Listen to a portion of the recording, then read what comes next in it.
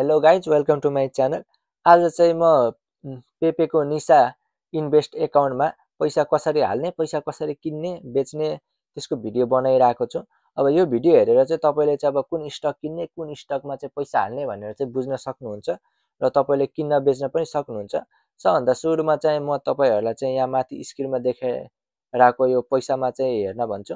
अब 23,863 छ। अब यो चाहिँ मेरो प्लस प्रॉफिट भएर यति पैसा पुगेको। अब मेरो चाहिँ कति प्रॉफिट भएको छ तल यहाँ देखाएको छ 7.19%, लगभग 7% जति चाहिँ प्रॉफिट भएको छ 1601 एन।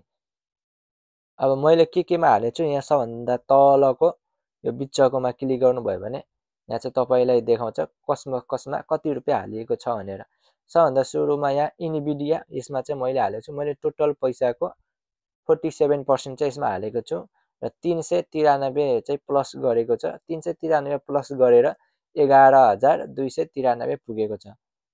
अब त्यस्तै गरी अर्को हेर्नुहोस्, अर्को चाहिँ मैले गोल्डमा हालेको छु 11,250। त्यसपछि यो जापानिज कम्पनीहरू हो, इन्पेक्स, यिनीहरूमा हेर्न सक्नुहुन्छ तपाईँ। पैसा यो चाहिँ घट्ने बढ्ने भइरहेको हुन्छ किनकि स्टकको प्राइस पनि घट्ने बढ्ने भएको कारणले यसको प्राइस घट्यो भने तपाईँको पैसा पनि लस जान सक्छ। अब मैले हालेकोमा चाहिँ यहाँ तपाईँले स्क्रिनमा देखिराख्नु भएको होला। अब दुईटामा चाहिँ लस गएको छ। अब लगभग 10%, 11% लस गएको छ। अब यसमा चाहिँ मैले टोटल 400 हालेको थिएँ। अब 10%, 11% भएर 42, 47, 46 यस्तै लस गएको छ। अरूमा चाहिँ ठिकै प्रफिट भएको छ। त्यस्तो विधि अब लस त गएन कि म अझै प्रफिटमै चलिरहेको छु। अब कसरी किन्ने भनेर चाहिँ अब भन्न जान्छु म। अब सबभन्दा सुरुमा चाहिँ तपाईँले तलको लेफ्ट साइडमा टप्पु भनेको छ, यो चाहिँ टपमा चाहिँ टप भन्न खोजेको इङ्ग्लिसमा। अब यहाँ चाहिँ हाम्रो स्क्रिनमा देखाउँछ कति पैसा छ। यस्तै तलतिर स्कोर गर्नुहुन्छ भने चाहिँ यो चाहिँ स्टक मार्केटहरू हो। यो चाहिँ निसाको हो, यो चाहिँ सुबेते भनेर देखाएको, यो चाहिँ निसाको हो। अब यसमा चाहिँ हामीले निसा हाल्नुपर्छ, चुमे ताते खाऊ भनेको छ।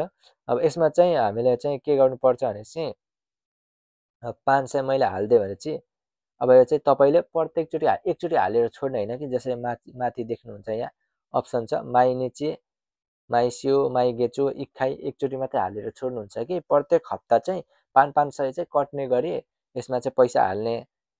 अनि त्यसपछि अब प्रत्येक महिना यति यति पैसा आफूले सिलेक्ट गरिसकेपछि त्यति पैसा चाहिँ काट्छ। यो चाहिँ चुमे ताते भयो निसाको। अब अर्को सुबेते भनेको चाहिँ त्यो भनेको स्टक मार्केटमा पैसा हाल्ने अनि बेच्ने किन्ने, त्यो प्रत्येक हप्ता होइन कि। आफूले जतिखेर मन लाग्छ त्यतिखेर त्यसमा हालिदिने अनि त्यतिखेर चाहिँ बेचिदिने। त्यसको लागि चाहिँ अब यहाँ चाहिँ इटिएफ भनेर देख्नुहुन्छ, यो इटिएफ यो चाहिँ अमेरिकाको खान्जी हो। यो चाहिँ अमेरिकन स्टक मार्केट।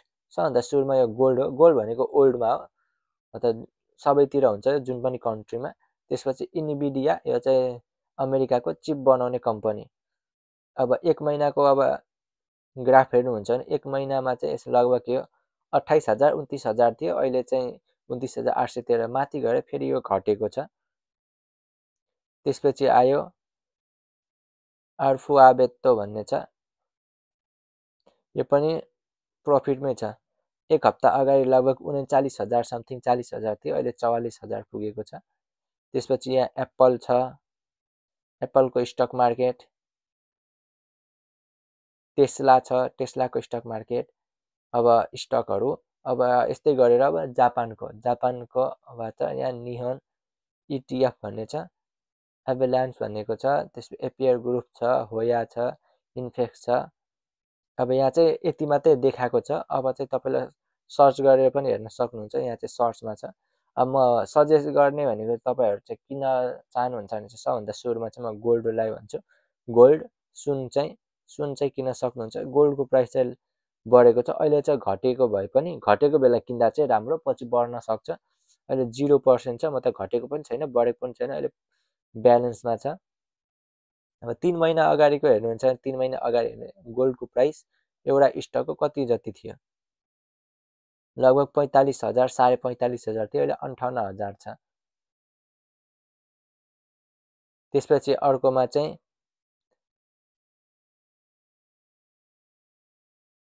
यो चाहिँ कोइन बेसु भनेको पनि एकदम राम्रो हो। कोइन बेस चाहिँ घट्ने बढ्ने भइरहेको हुन्छ, यसमा चाहिँ बढेपछि तुरुन्तै बेचिहाल्नुपर्छ। अर्को चाहिँ टेस्ला। टेस्ला अब मलाई भनिराख्नु पर्दैन, लगभग तपाईँहरूलाई थाहा होला टेस्ला कम्पनी। अब यो चाहिँ अहिले माइनसमा छ, लगभग घटेको बेला नै किन्दाखेरि चाहिँ एकदम राम्रो, किनकि पछि बढ्न सक्ने हुन्छ। त्यसपछि आउँछ एप्पल।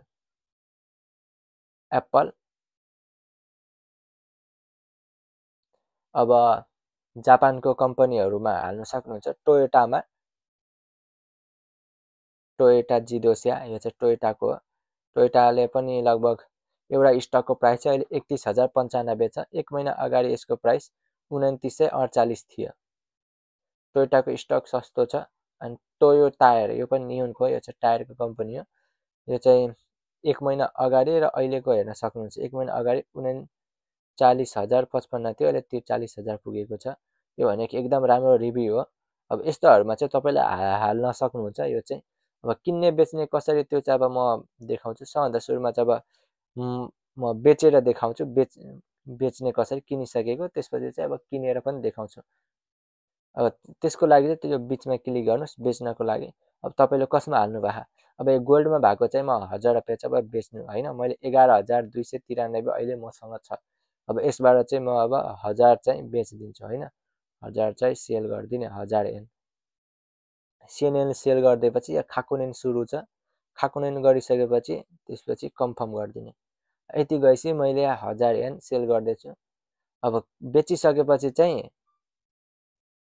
पैसा काट्दैन, चार्ज एक्स्ट्रा काट्दैन। किन्दाखेरि चाहिँ 2% एक्स्ट्रा चार्ज काट्छ। अब मैले बेचिसकेपछि मसँग अघि 23,000 थियो भने 23,863 छ अहिले मसँग। अघि चाहिँ मसँग लगभग 1,000 बढी थियो, अहिले 22,000 पुगिसक्यो। अब फेरि अब किन्ने कसरी भने चाहिँ अब यहाँ तल गएर जापानिज कम्पनीमा किन्नुहुन्छ कि अब अमेरिकन स्टकहरूमा पैसा हाल्नुहुन्छ।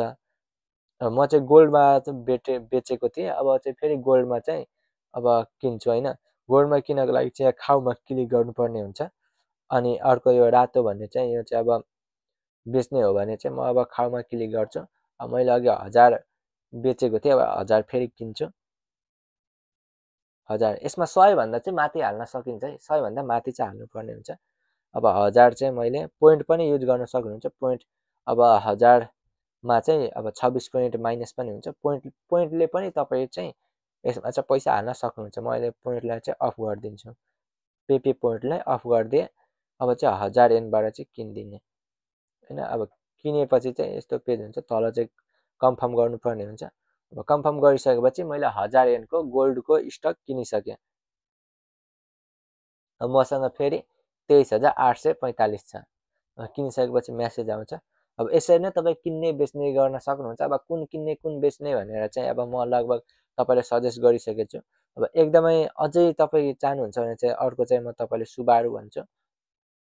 सुबारु यो पनि जिडोसियाको हो, कारको कम्पनी जापानको। तपाईँ चाहिँ रिभ्यू पनि हेर्न सक्नुहुन्छ। अब कसरी हेर्ने हुन्छ होइन, 3 महिना अगाडि यसको प्राइस कति जति थियो, 6 महिना अगाडि कति जति थियो, अहिले कति छ, यो चाहिँ कन्फर्म गर्नुहुन्छ भने चाहिँ तपाईँको लागि एकदम पर्फेक्ट हुन्छ।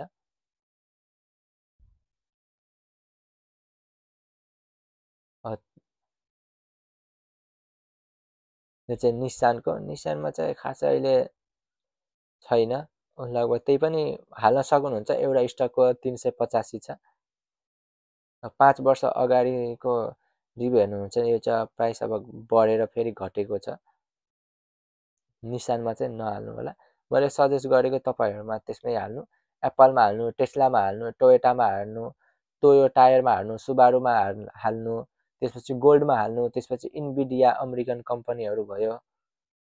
यो इन्भिडिया जुन चाहिँ अमेरिकन चिप बनाउने कम्पनी हो, यो भनेको एकदमै ओल्डको सबभन्दा बेस्ट चिपहरू बनाउने, जुन मोबाइलहरूमा ल्यापटपहरूमा जतिसुकै त्यो एआईहरू भयो, इलेक्ट्रोनिक भयो, सबै चिप्सहरू चाहिने सबै यसैले बनाउँछ। त्यही भएर चाहिँ यसमा चाहिँ तपाईँले मजाले पैसा हाल्न सक्नुहुन्छ। आजको भिडियो चाहिँ मैले यति मात्रै बनाएँ। अझै यसमा अझै भिडियो चाहनुहुन्छ, अझै नबुझेको कुरा छ भने तपाईँ कमेन्ट गर्न सक्नुहुन्छ। म चाहिँ अर्को भिडियो पनि बनाएर अपलोड गर्छु, त्यसपछि हेरेर तपाईँहरू बुझ्न सिक्न सक्नुहुन्छ। हस् त, आजको लागि यति नै।